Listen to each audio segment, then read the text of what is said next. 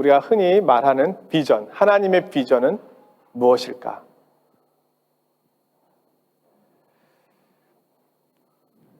여기에 하나님의 꿈이 있습니다.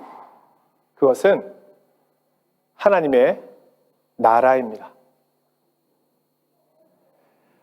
하나님의 통치와 다스리심이 자신의 백성 가운데 온전히 나타나는 나라가 세워지는 것입니다. 그리고 이것이 창조의 목적입니다. 이 나라는 지금 하나님의 계획 속에 완성을 향하여 가고 있습니다. 하나님께서는 지금 우리의 삶의 현장에서 자신들의 백성들을 부르시고 이 하나님의 나라를 성취해 가고 계십니다.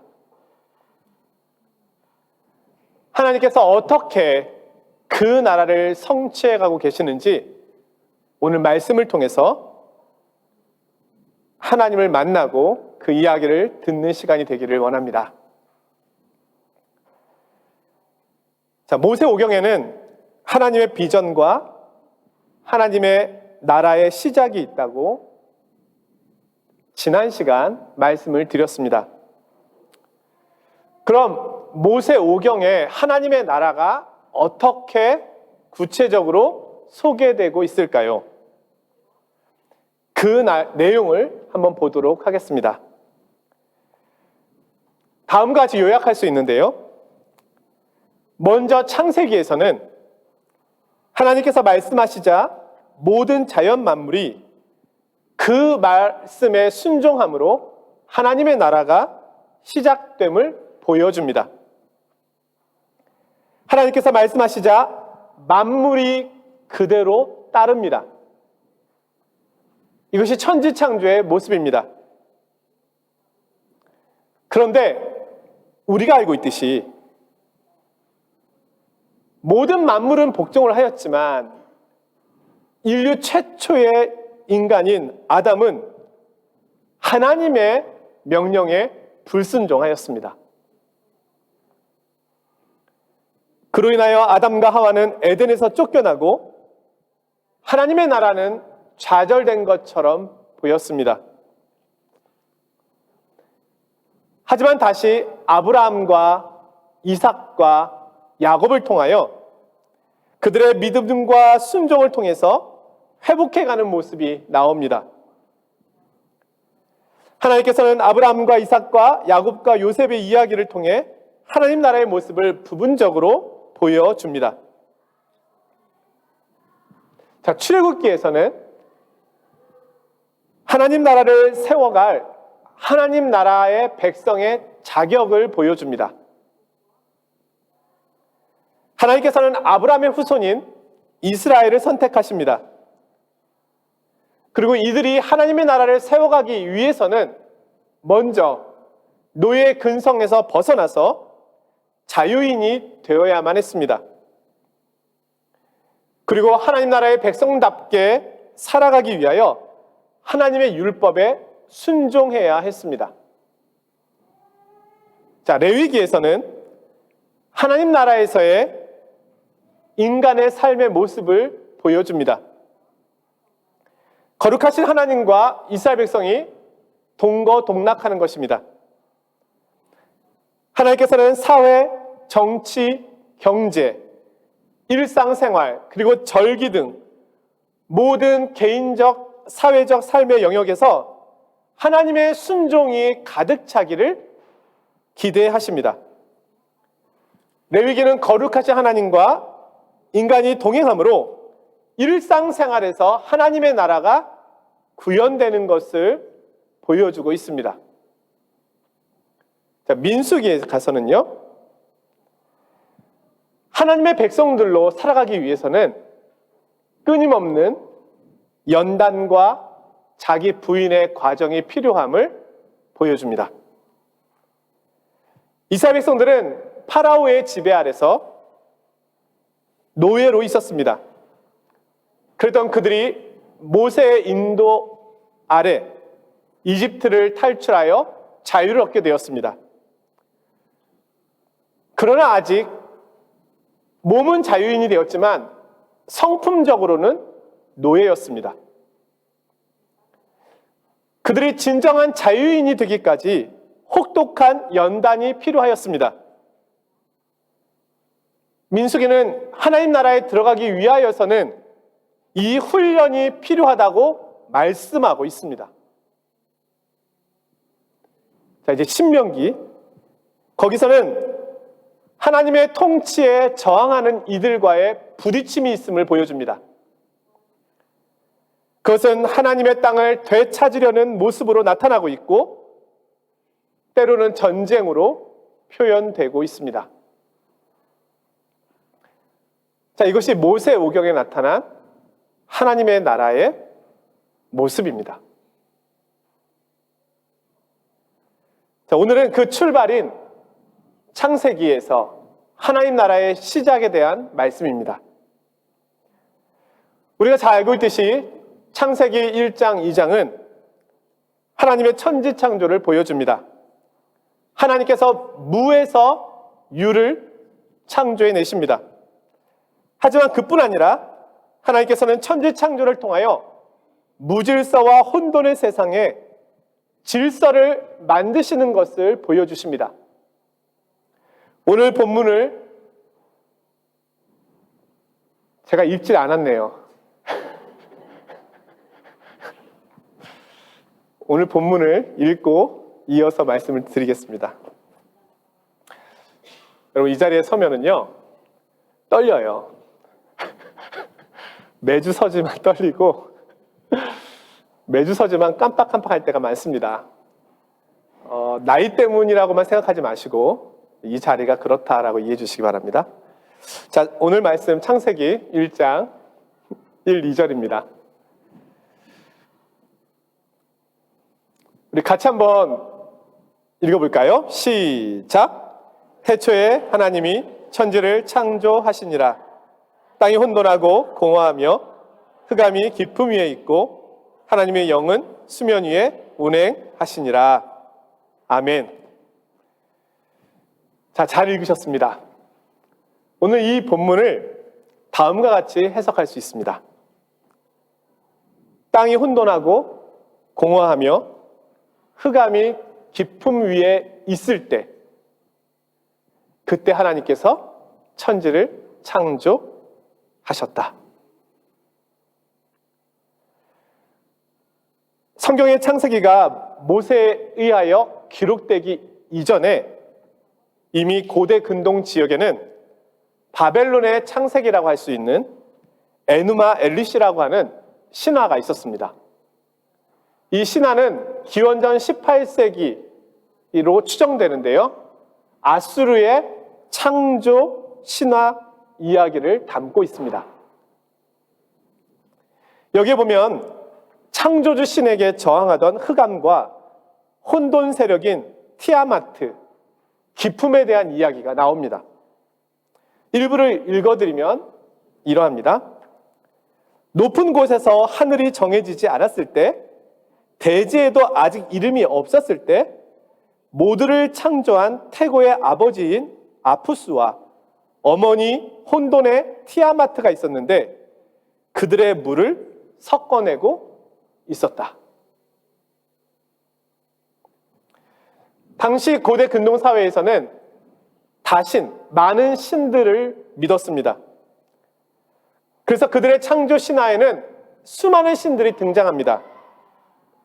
태양신, 달신, 번개신, 나무신 등 각각을 다스리는 신들이 따로따로 존재했다는 것입니다. 이와 마찬가지로 혼돈의 신도 있었다는 겁니다.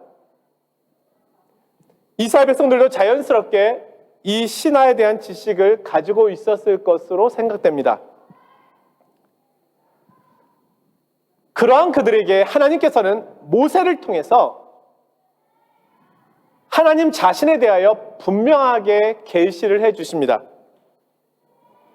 성경은 티아마트라고 하는 이 기품, 이 혼돈의 여신을 신이 아니라 무생물로 격화시켜버립니다.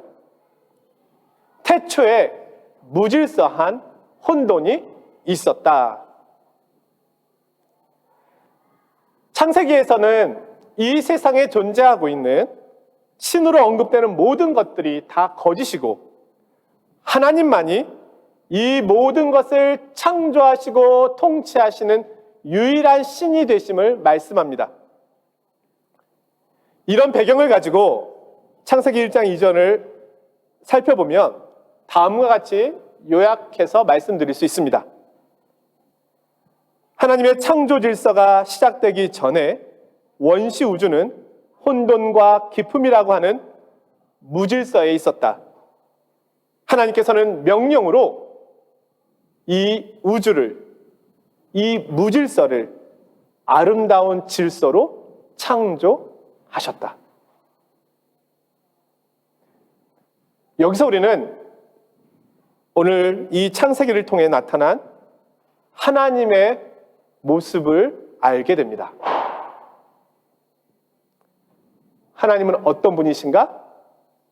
무질서와 혼돈 속에서 질서를 만들어내시는 분이시다. 오늘 이것이 말씀의 주제입니다. 우리가 이 사실 하나를 기억하고 가시면 평생에 우리에게 아주 큰 신앙의 유익이 있으리라 생각합니다.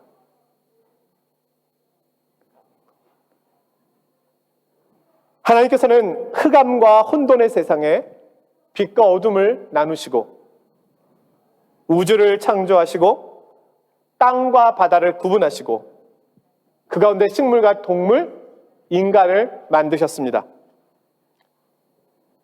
흑암과 혼돈의 세상 속에 질서를 가지고 움직이게 되는 가장 아름다운 세상이 만들어진 것입니다. 하나님께서는 그렇게 이 세상을 만드신 후에 그 질서대로 움직이는 걸 보시기에 아름다웠다고 말씀하셨습니다. 우주의 모든 만물들이 하나님 말씀 앞에 순종하였습니다. 빛이 있으라 명령하시자 빛이 생겨났습니다. 물에게 명령하시자 물이 물러가고 땅이 생겨났습니다.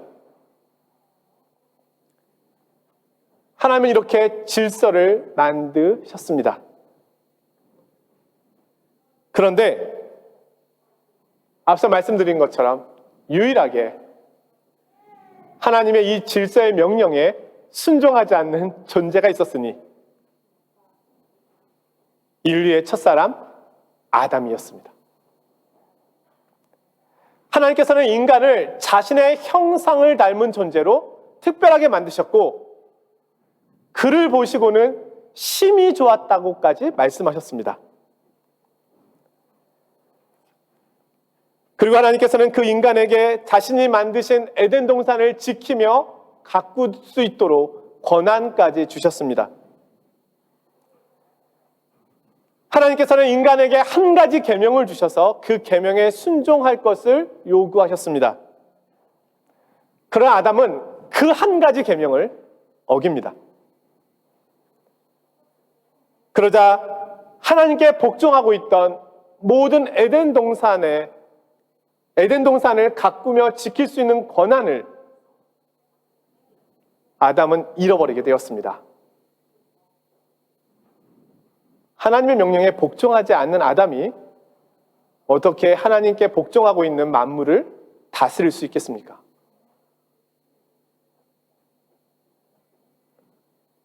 이제 피조물은 더 이상 아담의 말을 듣지 않게 된 것입니다. 그는 에덴에서 쫓겨납니다. 자, 이 모습처럼 지금 우리가 살고 있는 이 세상은 마치 창조의 이전의 모습처럼 혼돈과 공허의 세상이 되어버렸습니다. 성경은 그것을 인간이 하나님이 말씀하신 창조의 질서를 깨뜨렸기 때문이라고 말하고 있습니다. 이 세상은 하나님의 영광을 위하여 창조되었지만 더 이상 인간은 하나님의 영광을 위하여 살고 있지 않습니다. 하나님께 대한 인류의 반응은 아담의 불순종과 다르지 않습니다. 세상은 도덕적으로 윤리적으로 무척 혼탁하고 혼란스럽습니다. 이사야서 5장 20절은 이 세상의 모습을 이렇게 설명하고 있습니다. 악을 선하다 하며 선을 악하다 하며 흑암으로 광명을 삼으며 광명으로 흑악을 삼으며 쓴 것으로 단 것을 삼으며 단 것으로 쓴 것을 삼는 자들은 화 있을진저. 우리가 흔히 말하는 청개구리입니다.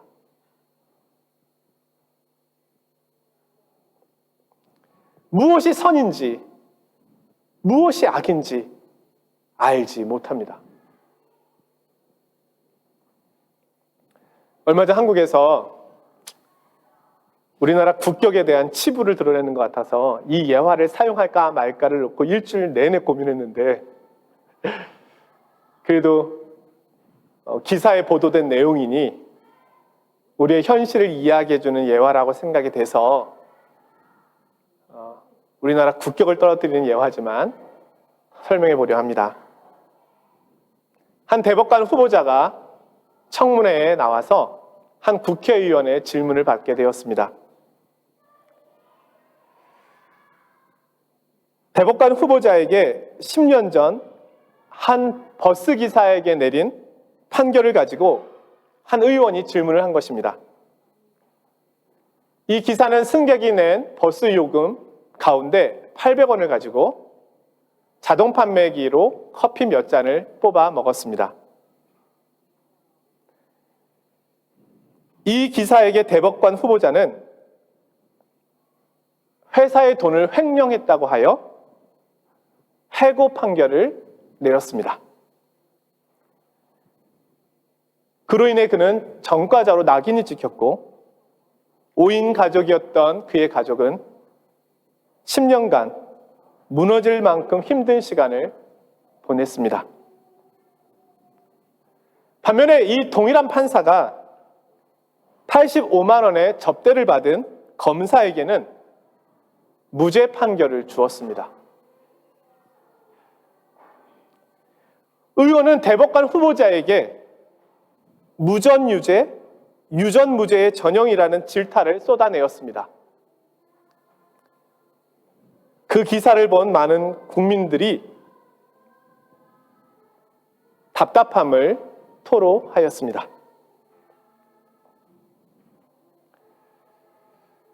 하나님을 떠난 인간이 만들어 놓은 세상은 탐욕이며 그 결과는 늘 전쟁의 모습으로 나타납니다. 인간은 더 소유하고 싶고 더 높이 올라가고 싶고 자신의 영광을 나타내기 위한 바벨탑을 끊임없이 쌓아가고 있습니다.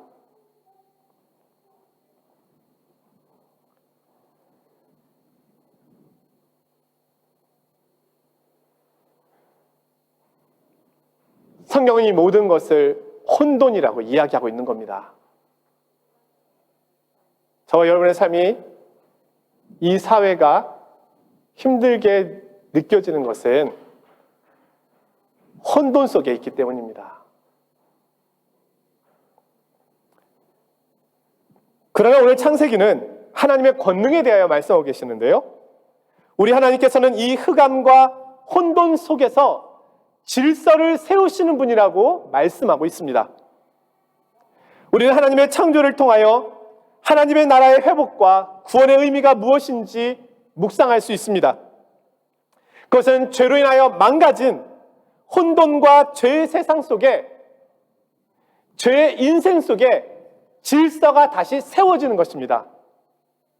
그것이 구원입니다. 우리의 구원은 무엇입니까? 다시 질서를 세우는 것입니다. 구원은 인간의 창조의 질서를 회복하며 하나님의 형상의 아름다움을 회복하는 것이라고 말할 수 있습니다. 성경은 이 질서의 회복 이야기로 넘쳐납니다. 예수님 이야기를 하나 들려드리겠습니다. 우리가 잘 알고 있는 삭개오 이야기입니다. 오늘 예수님께서 여리고에 들어가셨습니다. 삭개오라고 하는 인물이 있었는데 그는 세리장이었습니다. 그 당시에 세리는 탐관오리와 같이 여겨지는 존재였습니다. 가난한 자들, 백성들의 것을 빼앗아서 자기 배를 채우는 사람. 근데 삭개오는 세리 중에 장이었습니다. 대표였습니다. 예수님께서 삭개오를 만났습니다. 삭개오는 자신의 집으로 예수님을 초대하였습니다. 그리고 예수님께 이야기합니다. 내 소유의 절반을 가난한 자들에게 주겠사오며 만일 누구의 것을 속여 빼앗은 것이 있으면 4배나 갚겠나이다. 삭개오는 예수님을 만나자 가난해졌습니다. 많은 재산을 잃게 되었습니다.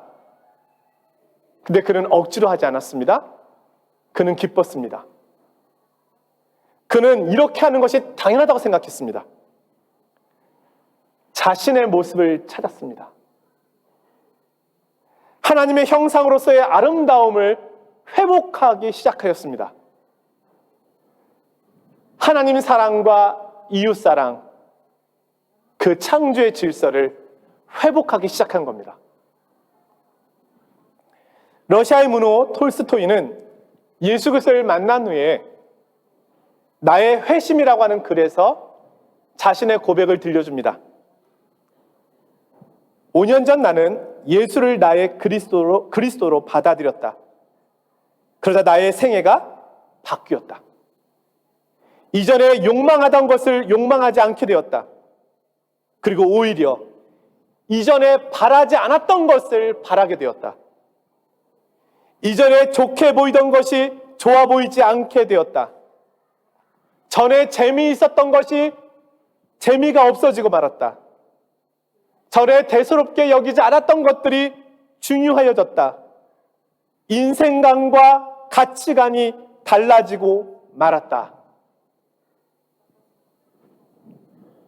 창조의 질서를 회복하는 것, 그것이 구원입니다.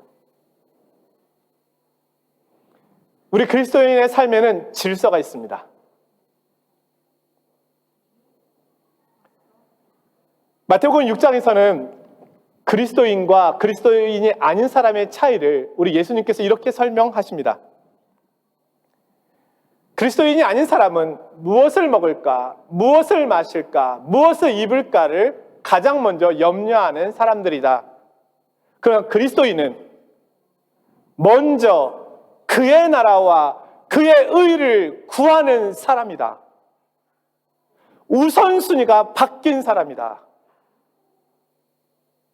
창조의 질서를 회복한 사람이다. 그가 그리스도인이다.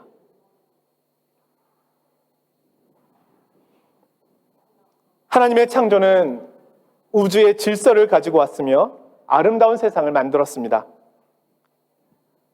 마찬가지로 오늘날 하나님께서 우리 가운데 오시면 우리의 삶의 자리에 질서가 세워지기 시작합니다.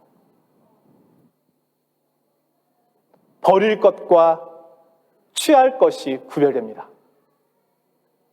말과 행동에도 질서가 세워집니다. 우선순위가 바뀌고 삶의 목적이 바뀝니다.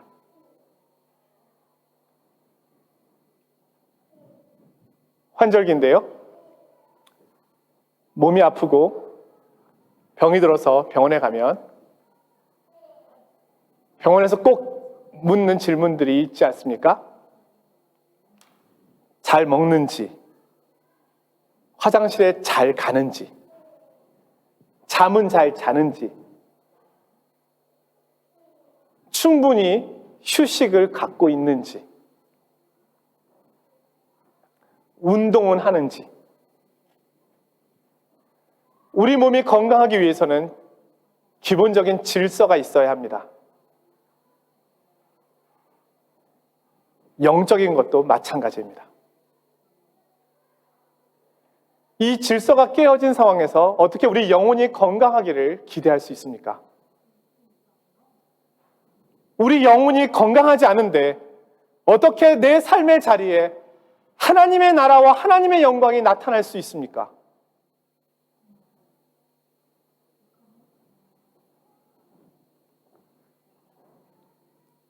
하나님의 질서를 따라서 오늘 우리의 우선순위를 바르게 세워야 하겠습니다. 우리 성도 여러분께는 예배가 우선입니까? 기도가 우선입니까? 말씀이 우선입니까? 매일 아침에 커피를 마시기 전에 하나님의 말씀을 먼저 마시고 먹고 있습니까? 어떤 일을 하기 전에 하나님께 먼저 무릎 꿇고 그 일에 대해 묻고 질문하고 확신 가운데 가고 있습니까? 헌금 생활과 봉사를 통하여 하나님께 충분히 감사의 고백을 드리고 있습니까? 신앙생활이요, 어렵지 않습니다. 이 질서가 세워지면 신앙생활이 건강해집니다. 신앙생활이 건강해지면 가정의 질서가 세워지고 교회의 질서가 세워지고 사회의 질서가 세워지고 국가의 지구촌의 질서가 세워지게 되는 것입니다.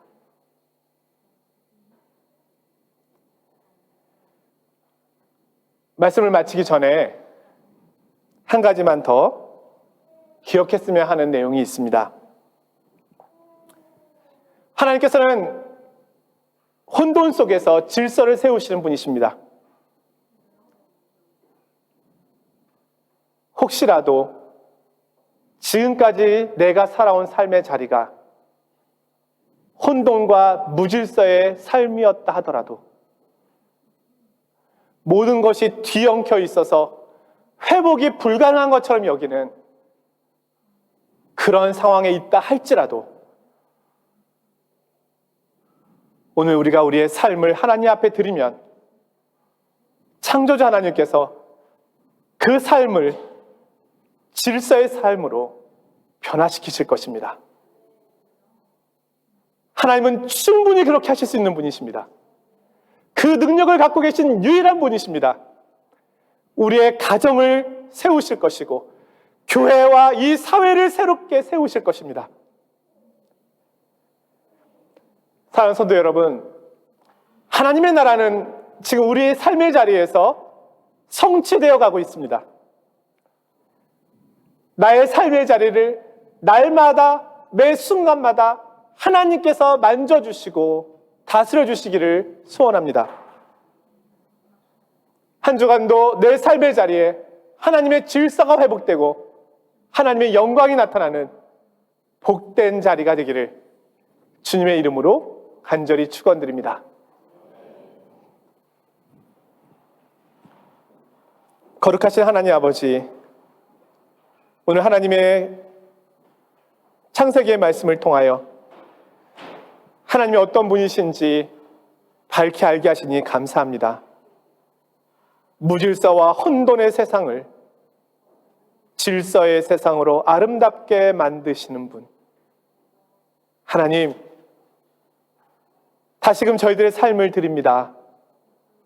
망가지고 어그러지고 깨어지고 모든 것이 뒤어 엉켜버린 저희들의 삶을 다시금 주님께 드립니다. 주님 명령하옵소서, 말씀하옵소서. 제 삶의 질서를 세워주시고 저희 가정의 질서를 세워주시고 교회와 이 사회와 이 민족과 이 지구촌 위에 하나님의 창조의 질서가 회복되게 하여 주옵소서. 그 일에 저희가 사용되어지기를 원합니다. 그렇게 저희들을 써 주시옵소서. 예수 그리스도의 이름으로 기도드리옵나이다. 아멘.